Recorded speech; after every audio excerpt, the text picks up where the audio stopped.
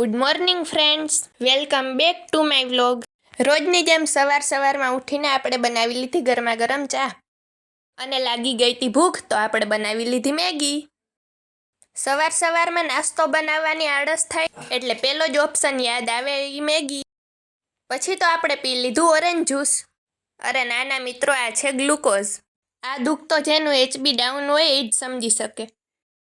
પછી ઘરની બહાર નીકળીને જોયું તો આપણી રાઈ અને મેથી બંને ઉગી ગઈ હતી અને ઘઉં પણ મોટા થવા લાગ્યા. સવારમાં તો પંખીડા વાતાવરણને એકદમ મસ્ત બનાવી દે છે.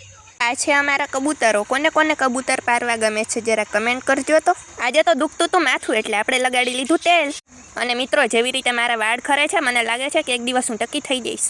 પછી અમારી ઘરે આવી ગયા હતા મહેમાન અને એ હતા રીંગણા ફેમિલી. જો તો મિત્રો, એનું બેબી કેવું ક્યુટ અને નાનું છે. ત્યારબાદ તો આવી ગઈ એમની ફૂલ ફેમિલી.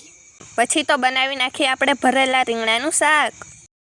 કોને કોને ભરેલા રીંગણાનું શાક ભાવે છે મિત્રો કમેન્ટ કરજો. તો પછી તો આપણે એક રીલ શૂટ કરવાની હતી એટલે ફાડી નાખ્યો દક્ષનો શર્ટ.